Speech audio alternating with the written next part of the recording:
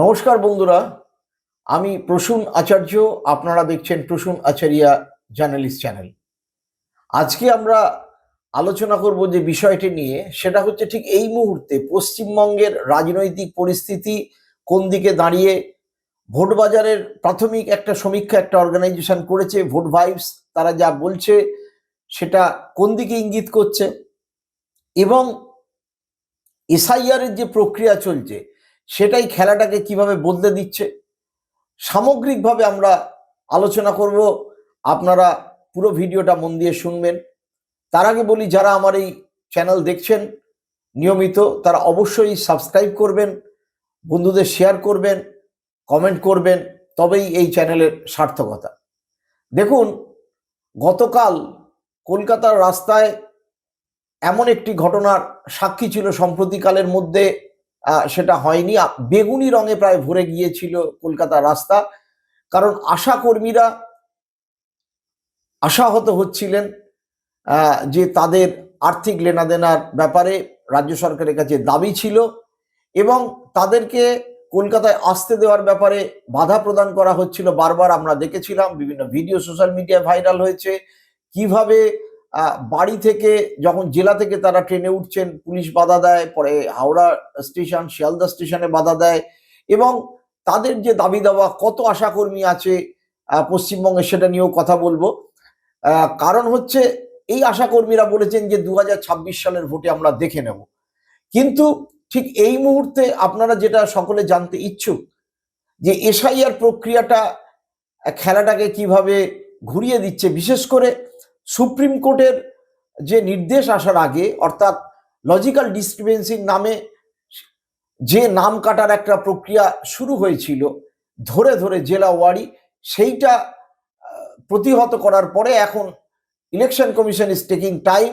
প্রত্যেকের নামের তালিকা ঝুলিয়ে দেওয়া হবে, তারপর 10 দিন সময় দেওয়া হবে, তারপরেও আপনার নাম থাকবে কিনা। কিন্তু এই গোটা ঘটনা নিয়ে জনমানসে একটা বিক্ষোভের সৃষ্টি হয়েছে, আপনারা জানেন। সুতরাং আমরা যে ব্যাপারে আলোচনা করব সেটাই হচ্ছে, ভোট ভাইবস বলে একটি সংস্থা গত 6ই জানুয়ারি, দিল্লির একটি সংস্থা, তারা কতগুলো সার্ভে করে end of December to January first উইকের 2-3 দিনের মধ্যে, এবং তারা প্রকাশ করে। যদিও সেই সার্ভেতে লজিক্যাল ডিসক্রিপেন্সি নিয়ে 1 কোটি মানুষের যে উদ্বিগ্নতা, যে ক্ষোভ, এবং তাতে পজিশন বদলে দেওয়া, পরিস্থিতি বদলে দেওয়া, সেটা হয়নি। আমি প্রাথমিকভাবে তথ্যগুলো তুলে ধরছি, তুলে ধরার পরে বিশ্লেষণ করব, এবং তারপরে বলবো যে কিভাবে শুভেন্দু অধিকারী পর্যন্ত ক্রমশ তার জায়গা থেকে সরছেন এবং বুঝতে পারছেন খেলা হাতের বাইরে চলে যাচ্ছে। অন্যদিকে তৃণমূল নেতৃত্ব হতাশ হয়েছিলেন, তারা কিছুটা উজ্জীবিত হয়েছেন। তো সামগ্রিকভাবে আমরা এই বিষয়ে আলোচনা করব। দেখুন, ভোট ভাইবস একটি সংস্থা, এবং বিশেষ করে এই সংস্থার যে সব ক্ষেত্রে রিপোর্ট সবসময় মিলবে সেটাও নয়।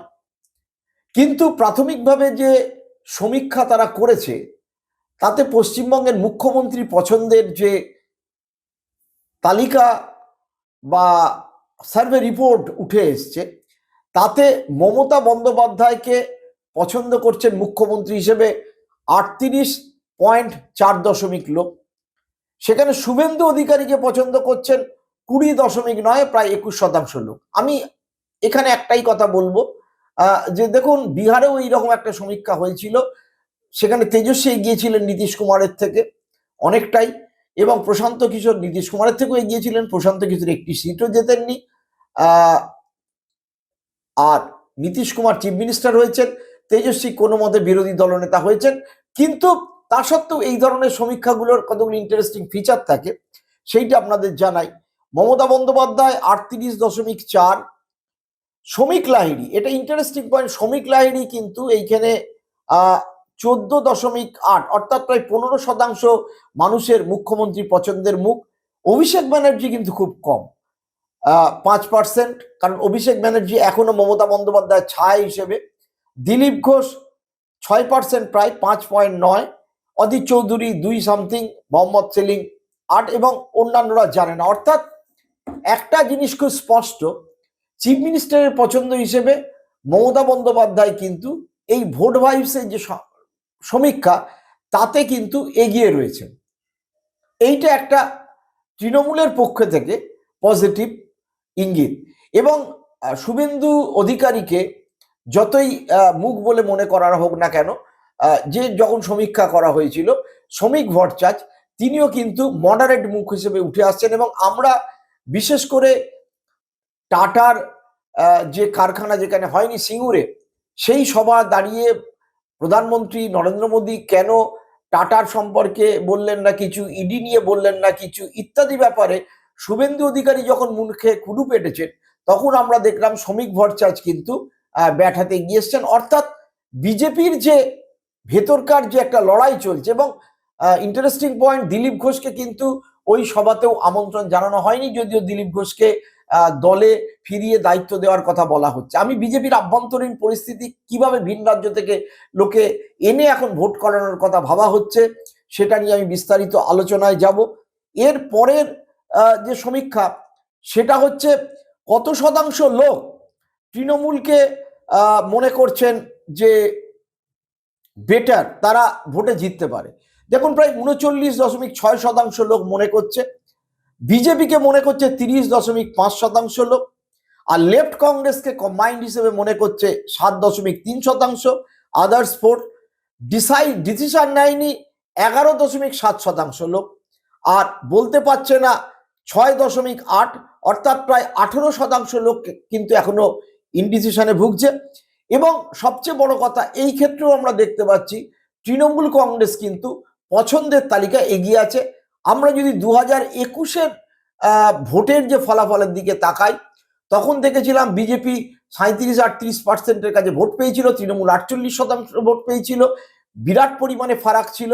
যদিও সেই ফারাকটা লোকসভা ইলেকশনের সময় ন্যারোয়ার হয়ে যায়, কিন্তু ভোট ভাইবসের প্রাথমিক সমীক্ষাতেও কিন্তু তৃণমূল কংগ্রেস অনেকটাই এগিয়ে আছে পছন্দের তালিকায় বিজেপির থেকে। এইবার এই যে বিস্তারিত তাদের যে সমীক্ষা বেরিয়েছে, সেই ক্ষেত্রে তারা দেখাচ্ছে মধ্যবিত্ত বাঙালি, তারা হিন্দু বাঙালি যারা, তার মধ্যে মমতা বন্দ্যোপাধ্যায় এখনো পর্যন্ত যথেষ্ট জনপ্রিয়, মহিলাদের মধ্যে জনপ্রিয়। ওয়ারাজ শিডিউল ট্রাইবাল এলাকায় বাঁকুড়া, বীরভূম অঞ্চলে, পুরুলিয়া অঞ্চলে, ঝাড়গ্রাম অঞ্চলে, যদিও ঝাড়গ্রামের সিটটা রিগেন করেছিল লোকসভায় তৃণমূল কংগ্রেস, সেই সঙ্গে আপনি বলতে পারেন আলিপুরদুয়ার, পাটলি কুচবিহার বা নর্থ বেঙ্গল এবং মালদার একটা সেকশনে, ও নর্থ দিনাজপুরের, সাউথ দিনাজপুর এবং নর্থ মালদার দিকে, সেইখানের আদিবাসীরা কিন্তু এখনো পর্যন্ত বিজেপির দিকে সমর্থন বেশ বেশি। যদিও শিডিউল কাস্ট এবং ওবিসি তারা কিন্তু ডিভাইডেড, তারা কিন্তু এখনো পর্যন্ত বিজেপির দিকে সেভাবে নেই। এই ক্ষেত্রে বিজেপির কি কি ল্যাকুনা চলছে, অর্থাৎ বিজেপি কেন পিছিয়ে যাচ্ছে, বিজেপির ভেতরের সমস্যাটা কোথায়, সেটা নিয়েও কিন্তু ভোট ভাইবস একটা সমীক্ষা করেছে। আপনারা দেখুন সেই সমীক্ষা রিপোর্ট, তাতে বলছে একটা ইন্টারেস্টিং পয়েন্ট, ইনফাইটিং এবং ফ্যাকশনিজম অর্থাৎ অন্তর্দ্বন্দ্ব বিজেপির মধ্যে 20% কাজ করছে বিজেপির চ্যালেঞ্জ হিসেবে। অর্থাৎ বিজেপি তাদের যে চ্যালেঞ্জ, সেই চ্যালেঞ্জটা 20% হচ্ছে ইনফাইটিং, হিউজ ইনফাইটিং। এবং এই ইনফাইটিংটা তৃণমূলেও আছে, কিন্তু তৃণমূলে যেহেতু মমতা বন্দ্যোপাধ্যায় এবং অভিষেক বন্দ্যোপাধ্যায় সরাসরি যেটা ডিকটেট করেন সেটাই ফাইনাল ওয়ার্ড, তারা মুখে যেটা বলেন, লিখিত কোনো নোটিশ ফোটিসের ব্যাপার নেই, that is the final word. সুতরাং বিজেপির ইনফাইটিংটা আমরা সকলেই জানি, সুকান্ত, শুভেন্দু, দিলীপ ঘোষ এবং আমাদের এই যে ট্রায়ো শ্রমিক ভট্টাচার্য, এই চারজন মিলে যে লবি, সেই প্র্যাকটিক্যালি 3-4টে লবি বিজেপির মধ্যে কাজ করছে, এবং সেই ইনফাইটিংটাকে দূর না করতে পারা কিন্তু বিজেপির পক্ষে একটা বড় সমস্যা। সেকেন্ড হচ্ছে lack of charismatic leader. Suvendu Adhikari কিন্তু এখনো পর্যন্ত মুখ নয়, এবং সেটা অত্যন্ত পরিষ্কার হচ্ছে। তার সাথে বলা হচ্ছে ভোট ভাইবসের সংস্থা does not understand the Bengal culture, বাঙালিকে তারা বুঝতে অক্ষম। বিজেপির যে বহিরাগত নেতৃত্ব, আপনারা জানেন বিজেপি কিভাবে শতাধিক কর্মীকে বা নেতাকে বাইরে থেকে আনছে এবং এনে গোটা ভোটের মেকানিজমটা সাজাচ্ছে। আমি নাম করে একটুভাবেই বলবো। এবং সেটা 16% লোক বলছে যে বিজেপি পিছিয়ে আছে তাদের বাংলাকে বোঝার ক্ষেত্রে, এবং অর্গানাইজেশন উইক 10% লোক মনে করছে। অর্গানাইজেশন কতটা আপনারা জানেন? অর্গানাইজেশন উইক এই কারণে যে তারা যে ৮০-৮২% হাজার বুথ, সেই বুথের এখনো হাফ অফ দেম তার বুথ কমিটি তৈরি করতে পারেনি। শেষ পর্যন্ত কতটা কি করবে না করবে সেটা নিয়ে এখনো সংশয় আছে। নিতিন নবীন নতুন বিজেপির সভাপতি করেছেন, একেবারে রবার স্ট্যাম্প।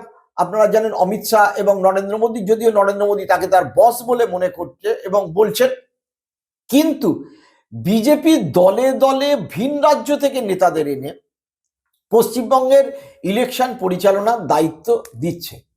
প্রশ্ন হচ্ছে, যারা বাংলা বোঝে না, যারা বাঙালি কালচার বোঝে না, তারা কি করে এই কাজটা করবেন? দেখুন, সুনীল বনসাল, বিপ্লব দেব বা ভূপেন্দ্র যাদবকে দায়িত্ব দিয়ে সুনীল বনসাল আরএসএস এবং বিজেপির মধ্যে যোগসূত্র করছেন। বিপ্লব দেব বাংলা বোঝেন, বাংলা বলছেন, বা ভূপেন্দ্র যাদব, শুধু এখানেই বিষয়টা কিন্তু সীমাবদ্ধ নয়। বিজেপির অর্গানাইজেশন 34টা সাংগঠনিক জেলা আছে, এবং বিজেপি তার ইন্টারনাল সার্ভে রিপোর্টে যে যে জায়গা থেকে তারা আসন কিছুটা পেতে পারে, তারা গেন করতে পারে, অলরেডি বিভিন্ন লোককে দায়িত্ব দেওয়া শুরু করেছে। এবং সবচেয়ে বড় কথা হচ্ছে, কলকাতায় জেপি নাড্ডা যখন 8ই জানুয়ারি এসছিলেন, তার সামনে এবং পরে অমিত শাহ এসছিলেন তালকুটিরের মিটিংয়ে, সকলেই মিলে বলেন যে এই ভিন রাজ্যের লোকেরা আসা কিন্তু বিজেপির যে স্থানীয় লোক, তারা কিন্তু অসম্ভব অসন্তুষ্ট হয়েছে। কিরকম লোক আসছে আপনারা দেখুন, কিভাবে দায়িত্ব দেওয়া হচ্ছে। আমি জানি না যে বিজেপি তাদের পেছনে কোটি কোটি টাকা খরচা করছে। প্র্যাকটিক্যালি এদেরকে বলা হচ্ছে শান্তিদূত, যাদেরকে পাঠানো করছে। উত্তরপ্রদেশের মুখ্য একজন মন্ত্রী জেপিএস রাঠোর, তাকে দেওয়া হয়েছে 2টো মেদিনীপুরের দায়িত্ব, 35টা সিট। পূর্ব মেদিনীপুর, পশ্চিম মেদিনীপুর ভেরি সেন্সিটিভ জায়গা, পাটলি ঝাড়গ্রাম। এই জেপিএস রাঠোর ইউপির মন্ত্রী, তাকে দেওয়া হয়েছে এইখানে বিজেপি যাতে সিট গেন করতে পারার জায়গা মনে করছে বিজেপি, এবং তাকে দায়িত্ব দেওয়া হয়েছে যেন তেন প্রকারে আপনি জিতিয়ে আনতে হবে সিট। ওয়ারাজ নর্থ 24 পরগনা, যেখান থেকে মতুয়া ভোট আছে, যেখানে ডিসগ্রান্টেল মধ্যবিত্ত আছে, বিজেপি তৃণমূলের ওপর ক্ষুব্ধ সন্দেশখালী বসিরহাটের হিন্দু মানুষরা আছে, সেইখানে উত্তরপ্রদেশের আরেকজন মন্ত্রী সুরেশ রানাকে দায়িত্ব দেওয়া হয়েছে। 28টি সিটের দায়িত্ব দেওয়া হয়েছে সুরেশ রানাকে, এবং বলা হয়েছে আপনাকে সমস্ত রকম গাড়ি, টাকা পয়সা দিয়ে হেল্প করা হবে, আপনাকে এইখান থেকে আমাদের সিট জিতিয়ে আনতে হবে। রাজস্থানের আর এক বিজেপি নেতা, তাকে কৌশল চৌধুরী, তাকে দায়িত্ব দেওয়া হয়েছে কোচবিহার এবং শিলিগুড়ি। আপনারা জানেন কোচবিহারের ইলেকশনের, লোকসভা ইলেকশনের রেজাল্ট খারাপ হয়েছিল। শিলিগুড়ি অঞ্চলেও ইলেকশনের রেজাল্ট খুব যে ভালো হয়েছে তা বলা চলে না। ওই কোচবিহার এবং শিলিগুড়ির দায়িত্ব দিয়ে পাঠানো হয়েছে রাজস্থানের কৌশল চৌধুরীকে। একেবারে তিনি মারোয়াড়ি, এবং আপনারা জানেন শিলিগুড়িতে একটা মারোয়াড়ি কমিউনিটি রয়েছে, কোচবিহারেও রয়েছে, আলিপুরদুয়ারেও যে মারোয়াড়ি কমিউনিটি, তিনি প্রতিদিন যোগাযোগ করছেন, করার দায়িত্ব দেওয়া হয়েছে, এবং বাঙালিদের ওপরে তাদেরকে একটা মারোয়াড়িকে চাপিয়ে দেওয়া হচ্ছে পুরো ভোটের দায়িত্ব। হরিয়ানার সঞ্জয় ভাটিয়া, হরিয়ানার বাসিন্দা সঞ্জয় ভাটিয়া, তাকে আনা হয়েছে একেবারে বুঝতেই পাচ্ছেন, ভাটিয়া মানে পাঞ্জাবি হিন্দু, তাকে দায়িত্ব দেওয়া হয়েছে। তাকে বলা হয়েছে সমস্ত অর্থ সাহায্য করা হবে, বাড়িঘর দেওয়া হবে, তোমাকে হাওড়া হুগলি থেকে সিট বার করতে হবে। তাকে দায়িত্ব দেওয়া হয়েছে হুগলি এবং হাওড়া জেলা। কেন এটা হলো? এটা হলো একটাই কারণে, সুনীল বনসালের যে রিপোর্ট এবং ভূপেন্দ্র যাদবের যা রিপোর্ট, পরপর এই দুটো রিপোর্ট পাওয়ার পরে ওই যে ভোট ভাইবসের যে সমীক্ষা আপনারা দেখলেন, 20% প্রায় ইনফাইটিংসের শিকার হচ্ছে বলে, এবং অর্গানাইজেশন আরো 10%। বিজেপি কোথায় ল্যাকুনা, কোথায় ল্যাক করছে, কোথায় কমতি, তাতে 30-40% মতামত উঠে আসছে ভেতরকার অন্তর্দ্বন্দ্ব, তার সাথে তাদের একসাথে তারা করে উঠতে পারেনি নিজস্ব বুথ কমিটি, তাদের এজেন্ট বসাতে পারবে কি করে সেটা ঠিক নেই। এই সমস্ত রিপোর্ট পাওয়ার পর বিজেপির কেন্দ্রীয় নেতৃত্ব অসম্ভব চিন্তিত হয়ে পড়েন, এবং ঠিক বিহারের ভোটটা যেভাবে তারা উতরে দিয়েছিলেন, এখানে বুঝতে হবে যে দেখুন, এই যে হরিয়ানা, উত্তরপ্রদেশ, রাজস্থান বা গুজরাট থেকে যাদেরকে আনা হচ্ছে বা হবে, তারা কিন্তু সকলেই হিন্দি বলতে পারেন, এবং হিন্দি বলয়ে তাদের কথাবার্তা অত্যন্ত স্বাভাবিকভাবে চলে, তাদের খান পান রহন সহনও খুব নর্মাল। কিন্তু পশ্চিমবঙ্গের পরিবেশ পরিস্থিতি মাটি আলাদা, মানে মাছ ভাত মাংস ভাত দুটো এটা আমাদের বাঙালির একটা খাদ্য। আমরা চিকেন মাটন মাছ ভাত আমিষ খাওয়া তো বাঙালির একটা কালচারের মধ্যে পড়ে।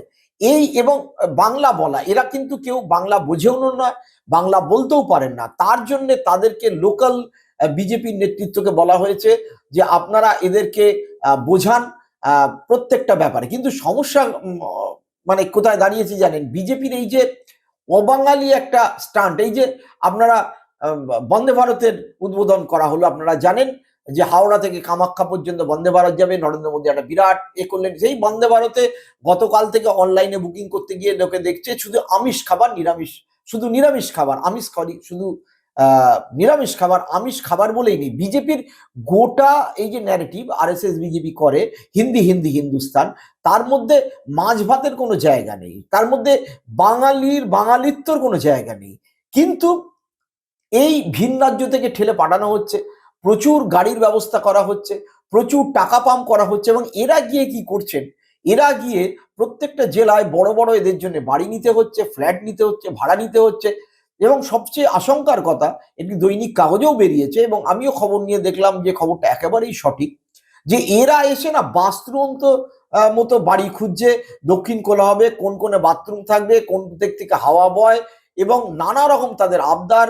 তাদের কারুর কাঁসার থালা জোগাড় করে দিতে হবে, কাউকে কলা পাতার থালায় খেতে দিতে হবে, তার কারুর অথচ তারা টোটাল গ্যাজেট লাগবে, তাদের এসি লাগবে, তাদের আপনার মাইক্রোওভেন ফ্রিজ, একটা টোটাল ফার্নিশ ফ্ল্যাট, জেলায় জেলায় এরকম ফার্নিশ ফ্ল্যাট দিয়ে জেলার নেতারা যারা এতদিন ধরে ধরুন তৃণমূলের সাথে মার খাচ্ছে, পার্টি করছে, বহু বছর ধরে আরএসএস করে, তিলক কাটে, ঘোরে, তার জয় শ্রীরাম বলে ঘুরে ঘুরে বেড়ায়, তাদের কিন্তু বিরাট সমস্যা হয়ে গেছে। তাদের অ্যাকচুয়ালি এই 5 মাস চাকরগিরি করা ছাড়া কোনো কাজ নেই। শুভেন্দু অধিকারী এতদিন ধরে যেটা বলে বেড়াচ্ছিলেন, আমার হাসি পাচ্ছে যে শুভেন্দু অধিকারীর হাতে যে সমস্ত জেলার লোকেরা ছিল, তাদের এখন কাজ হয়ে দাঁড়িয়েছে এই ভিন রাজ্য থেকে আসা লোকেদেরকে সাহায্য করা। এবং এই প্রথম বাঞ্চ নয়, এর পরেও প্রায় শতাধিক কর্মীকে গুজরাট, মহারাষ্ট্র, রাজস্থান, দিল্লি, হরিয়ানা, উত্তরপ্রদেশ এবং বিহার থেকে পাঠানো হচ্ছে।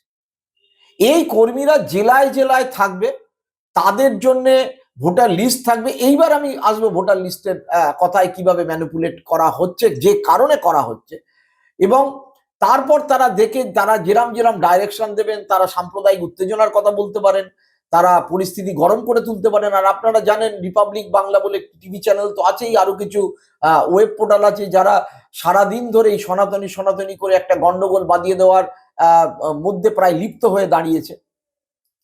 তো ফলে এই 5 মাস খাটার মধ্যে একটা বড় গন্ডগোল তৈরি হয়েছে। এবার অনেক পুরনো বিজেপির নেতাকর্মী যেতে চাইছেন না, এবং যারা এসছেন তাদের কাছে বাংলার প্রতিচ্ছবিও খুব স্পষ্ট নয়, কি অবস্থায় দাঁড়িয়ে আছে প্রত্যেকটা। কারণ পশ্চিমবঙ্গের প্রত্যেকটা জেলা হ্যাজ ইট ওন আইডেন্টিটি, সেই আইডেন্টিটিটা বুঝতেই এদের সময় লাগবে। যে কারণে পশ্চিমবঙ্গ থেকে বলা হয়েছিল যে পশ্চিমবঙ্গের ভাষা বোঝে, পশ্চিমবঙ্গে বোঝে এমন লোককে দায়িত্ব দিতে হবে। কিন্তু অমিত শাহরা এই ইনফাইটিং, যেটা ভোট ভাইবসের সমীক্ষাতেও বেরিয়ে এসছে, ইনফাইটিংস কমাতে গিয়ে তারা কিন্তু এই জায়গাটা করে ফেললো যে আমরা বিদেশি ভিন রাজ্যের মানে পরিযায়ী নেতাদের হাতে বিজেপিকে ছেড়ে দেওয়া হলো। সেই পরিযায়ী নেতারা কিন্তু এবার বিজেপিকে পরিচালনা করবে আগামী 4-5 মাস ধরে ইলেকশন। এবং এইটা বোঝার পরে বিজেপির অন্দরে যে বাঙালি নেতারা, তারা কিন্তু সত্যি সত্যি খুব সংকুচিত হয়ে পড়েছেন। কারণ দেখুন বিজেপির ইনফাইটিংসে আপনারা জানেন, আপনারা সন্ধ্যেবেলা যাদের টিভি চ্যানেলে দেখেন, তারা কেউ বিজেপি রাজ্য কমিটিতে স্থান পায়নি। সজল ঘোষ পাননি, জগন্নাথ চট্টোপাধ্যায় পাননি, অন্য আরো অনেকেই পায়নি। মানে এরকম নামের একটা বড় লিস্ট আছে, পুরনো লোকরা ঢুকেছিল, শ্রমিক ভট্টাচার্য একভাবে করার চেষ্টা করছিলেন, কিন্তু বাইরের নেতৃত্ব এসে পুরো ব্যাপারটাকে গুলিয়ে দিয়েছে। আসলে যেটা হয়েছে, বিজেপি লিডারশিপ এখনো মনে করছে এই ঘুষপেটিয়া বাংলাদেশি রোহিঙ্গা এই খেলাটায় তারা পশ্চিমবঙ্গে কামাল করবেন, এবং সেই সঙ্গে এসআইআর এর মাধ্যমে প্রায় 1 কোটি লোককে এই লজিক্যাল ডিসক্রিমিনেন্সির নামে বাদ দেওয়া হবে। এবং কিন্তু করতে গিয়ে যেটা দাঁড়িয়েছে, সীমা খান্না বলে যে মহিলা ওই করোনার সময় একটা অ্যাপসের ডেভেলপার ছিলেন, তিনি ইলেকশন কমিশনের এই ব্যাপারটা কার্যকর করছেন, তিনি কারোর সাথে যোগাযোগ করছেন না। মানে আমরা দেখলাম সুব্রত গুপ্তকে আনা হয়েছে। সুব্রত গুপ্ত প্রথম দুদিন খুব খোশ মেজাজে এই বাদ দেওয়ার কাজটাতে সহযোগিতা করছিলেন জ্ঞানেশ কুমারকে, এবং বিজেপির ধারণা ছিল যে লজিক্যাল ডিসক্রিমিনেশন নামে আমরা তৃণমূলের সাপোর্ট বেস বা anti BJP brother Congress CPM যথেষ্ট, মালদায় কংগ্রেস যথেষ্ট সক্রিয়, যথেষ্ট, মুর্শিদাবাদেও তাই অধীর চৌধুরী ঘোরাফেরা করছে, তাদের নাম বাদ দেবে। এবং কিভাবে লজিক্যাল ডিসক্রিমিনেন্সি করা হলো আপনারা দেখুন, বাঁকুড়া, পুরুলিয়া বা ঝাড়গ্রাম, এইখানে লজিক্যাল ডিসক্রিমিনেন্সি হয়েছে মাত্র 10%, 8%, 7%-এর মধ্যে।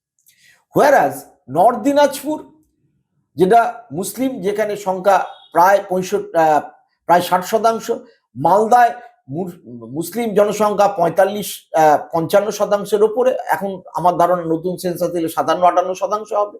মুর্শিদাবাদে লাস্ট সেন্সাস অনুযায়ী 67% ছিল, মেবি 70%।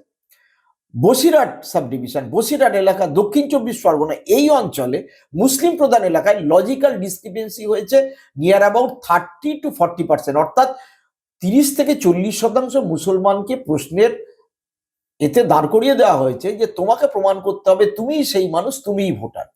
কিন্তু আদিবাসী এলাকা বা যে এলাকায় আদিবাসী গরিব মানুষ যারা জানে না কিন্তু বিজেপিকে ভোট দেয়, কারণ এখানে এই জেলাগুলোতে এখনো বিজেপি যথেষ্ট স্ট্রং। আপনারা জানেন অভিষেক ব্যানার্জি গতকাল গিয়ে বলে এসছেন যে আপনারা স্থানীয় নেতাদের ওপর, পুরুলিয়ায় গিয়ে বলেছেন রাগ করে তৃণমূলকে ভোট দেবেন না, এমন যাতে না হয়, অর্থাৎ সংগঠন এখনো গোছালো নয়। কিন্তু সেখানে লজিক্যাল ডিসক্রিমিনেন্সি ইন্টারেস্টিংলি কম, এত 7-8%। তাদের মধ্যে আমি কি নেই, আছে, কিন্তু ধরে ধরে এটা করা হচ্ছিল। কারণ হচ্ছিল, মনে হয়েছিল ভোটার তালিকাটা এমন ভাবে করা হবে যেটা প্রো বিজেপি হবে, এবং এই কাজে জ্ঞানেশ কুমার অমিত শাহ কাছ থেকে নির্দেশ পান, মোদির কাছ থেকে, যার কাছে একেবারে ইলেকশন কমিশন এই কাজে যুক্ত, সেটা ন্যাশনাল ইনফরমেশন সেন্টার থেকে এআই দিয়ে করা হচ্ছিল। কলকাতায় বসে সুব্রত গুপ্ত এবং জ্ঞানেশ আরো অবজারভার ঠেলে আনা হচ্ছে, মাইক্রো অবজারভার ভিন রাজ্য থেকে, অবাঙালি, তাদেরকে দিয়ে এই কাজটা করা যাবে। এখনো পর্যন্ত ইলেকশন কমিশন কিন্তু কেন লজিক্যাল ডিসক্রিমিনেন্সি তার লিস্ট টাঙায়নি।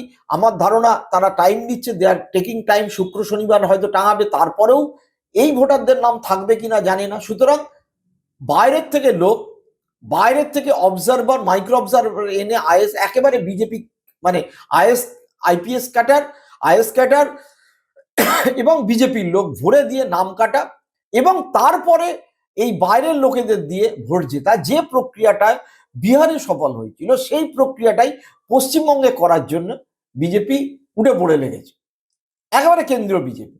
কিন্তু সেই কাজটা করতে গিয়ে অদ্ভুত ব্যাপার হয়েছে।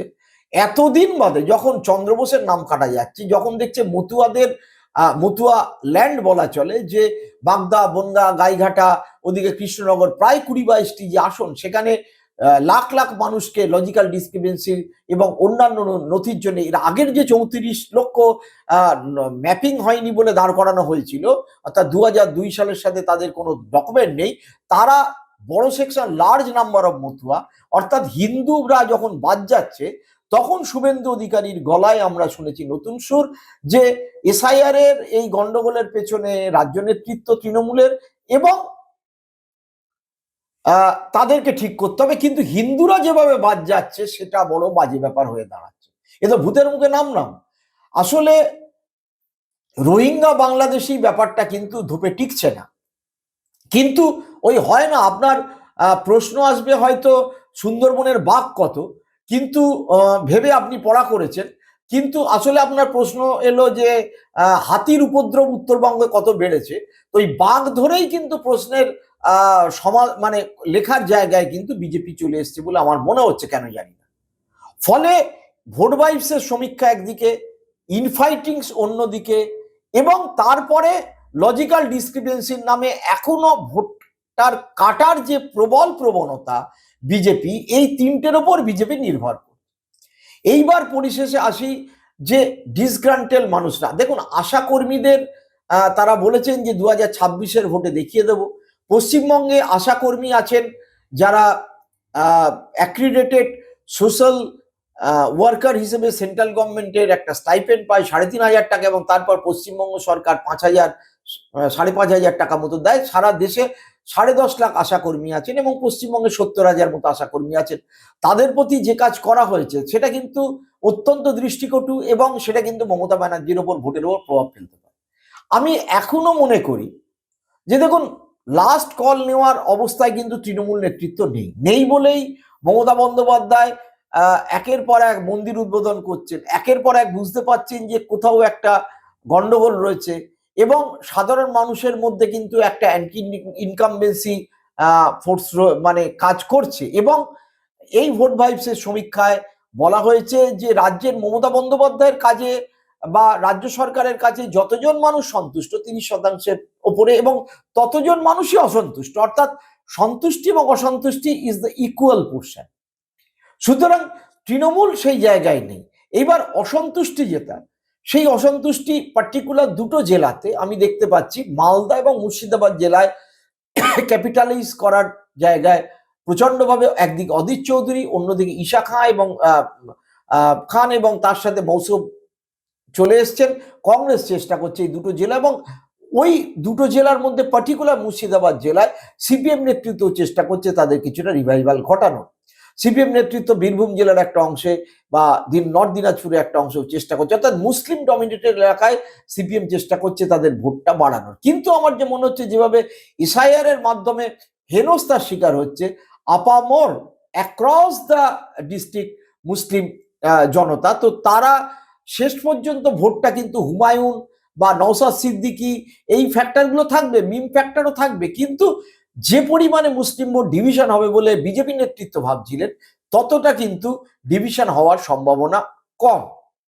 আবার এই আশা কর্মীরা কিন্তু প্রতিটা বাড়িতে যান, গ্রামে গ্রামে যান। আপনারা বিহার ইলেকশনের আগে দেখেছেন কিভাবে আশা কর্মীদের টাকা বাড়িয়ে দিয়েছিল নীতিশ কুমার, এবং আশা কর্মী এবং অঙ্গনওয়াড়িদের ব্যাপারে তেজস্বী যাদবও আপনার প্রতিশ্রুতি দিয়েছিল। আমরা প্রতিটা রাজ্যেই দেখতে পারি ইলেকশনের আগে আশা কর্মীদের কিছু টাকা পয়সা বাড়িয়ে দেওয়া হয়, কারণ তাদের গ্রামের কিন্তু প্রতিটা বাড়ির সাথে যোগাযোগ আছে। সুতরাং তৃণমূল নেতৃত্ব যে এই আশা কর্মীদের ব্যাপারটাকে যদি খুব হালকাভাবে নিয়ে থাকেন সেটা কিন্তু ভুল করবেন, কারণ তাদের একটা প্রভাব আছে।